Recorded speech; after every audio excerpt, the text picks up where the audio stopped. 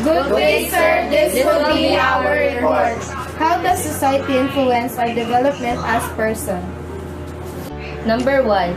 Being born in the Philippines is not our choice, but as we grow up in the Philippine society, we begin to adopt the traits, tradition, and characteristics that distinguish Filipino culture.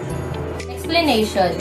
Filipino identity is a cultural identity shaped by environment, experience, and shared values, costume, and community, transcending birthplace and forming a connection beyond shared experience within Philippine society.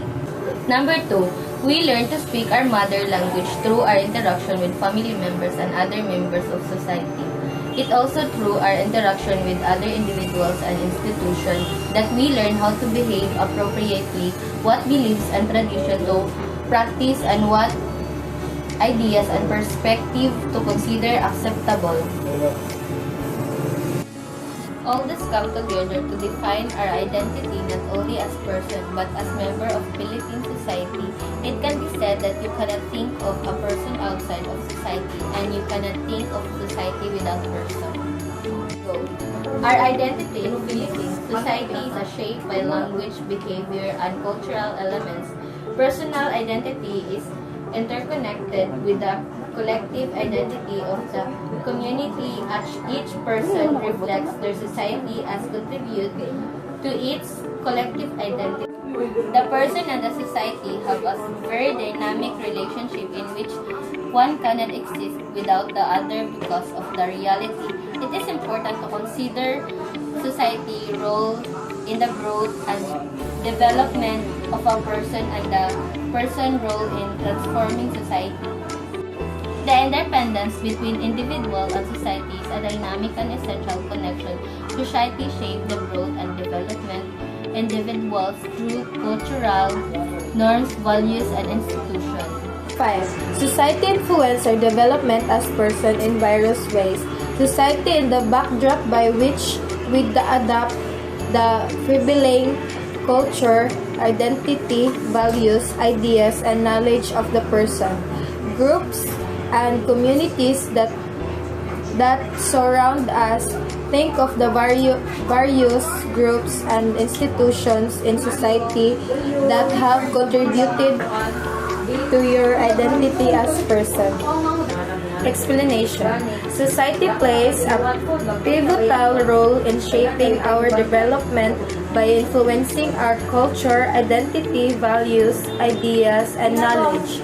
Various groups and institutions contribute to our identity such as family, education, system, and peer circle. Number 6. Your interactions with your family, friends, schoolmates, teachers, and other people in your community have all left indelible marks on your identity. Society shapes all individuals that are part of it, though each person is influenced by society in different ways, shaping individual in diverse ways. Explanation. Interaction with family, friends, schoolmates, teachers, and the broader community leave lasting imprints on one's identity. These relationships contribute to the multifaceted influence of society, shaping individuals in diverse ways. Number 7. An important way society influences us as person is its ability to define the relationships and interaction among its members.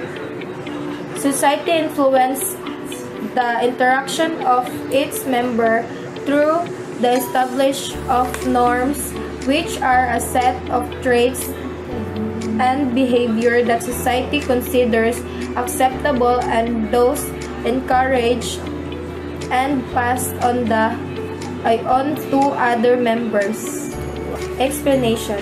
Certainly in society, norms act as guidelines for acceptable behavior, shaping how individuals interact. Number 8. When you meet a person for the first time or when someone is introduced to you, what do?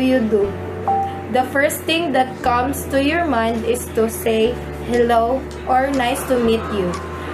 Some will offer a handshake to the other person as a greeting. Explanation. When meeting someone for the first time, common greetings include saying hello or nice to meet you. Additionally, offering a handshake is a customary gesture to convey friend lines and establish a connection. Explanation. When meeting someone for the first time, common greetings include saying hello or nice to meet you. Additionally, offering a handshake is a customary gesture to convey friendliness and establish a connection. Members of society act and interact with an established social system. Each member is assigned a social role which are actions and behaviors expected of a certain individual. Social roles influenced by cultural norms and values assign individuals based on age, gender, occupation, and social status.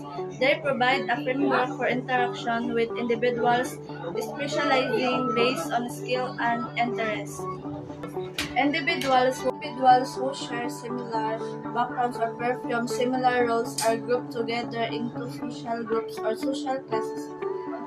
Certain groups that perform vital function in society are recognized as social institutions. These include the family, school, government, and religion.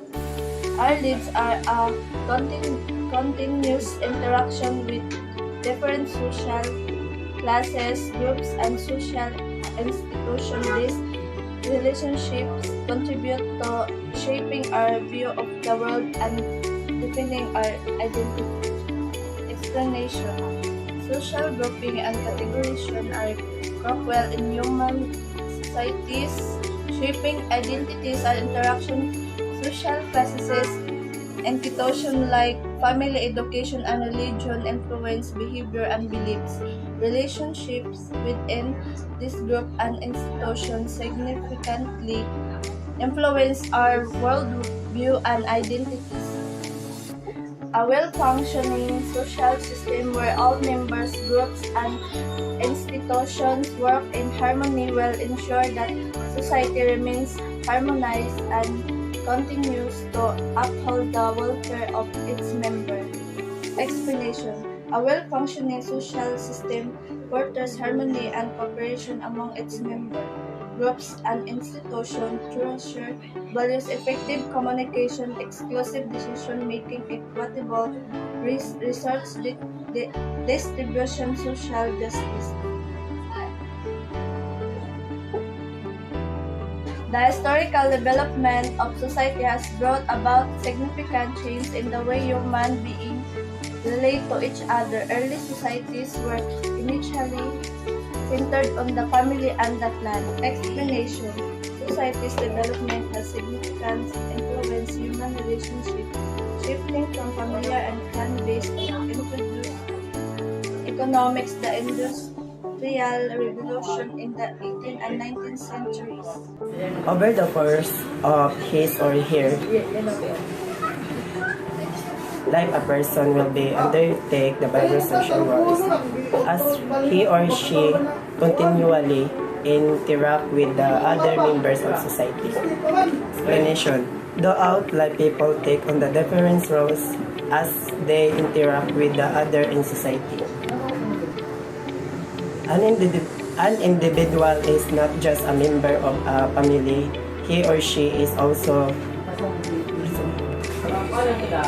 a neighbor, a citizen, a worker, and a member of an organization, group, or region. These roles entail set of responsibilities that the person must undertake. People do more than just belong to a family. They are also neighbor, a citizen, worker, and part of the groups or religion. Each of these roles comes with the responsibilities they have to handle. As a person navigates through the various roles in the society, his or her relationship with other people also change throughout our life. We undergo changes in the way we relate with the people in our lives. Explanation. As a people take on the different roles in the society, their relationship with the other also change throughout life. We experience shift in how to connect with the people around us. A person may be the head of the family. In his or his I hear come and he or she takes change of the making decision in the household, but when this person goes to work, he or she may no longer find himself or herself in decision-making role since he or she is merely an employee. Explanation. At home, someone may lead their family and make decision, but at work, they may just be an employee without decision-making power. A person may be the end of the family in his or her home, and here or she takes charge of making decisions in the households, but when the person goes to work, he or she may no longer find himself or herself in a decision-making role since he or she is merely employee. Explanation. Traditional gender roles or cultural expectation may indicate that one person assumes the role of the head of the household responsible for making decisions that affect that family units. This could include decisions about finances, major purchase of family activities. When a person gets elected on an important post in the government, he or she should no longer treat members of his or her family's community in a preferential manners, but should now strive or to treat all members of the community equally. Explanation. Absolutely, when an individual assumes an important post in the government, it's explanation. Absolutely, when an individual is assumed an important post in the government, it is crucial for them upholds principles of fairness, impartiality, and equal treatment for all members of the community. Another way society shifts us are true social values, which are action of ideas that are considered important by society. Explanation. Social values encompassing principles like equality, justice, respect, honesty, and integrity are fundamental beliefs and ideals that shape individuals and societies, influencing behavior and society norms, contributing to personal development, society's progress, and economic advancement. Our various roles in society also change the way we relate to people in our family. We may relate more closely to our present siblings and relatives.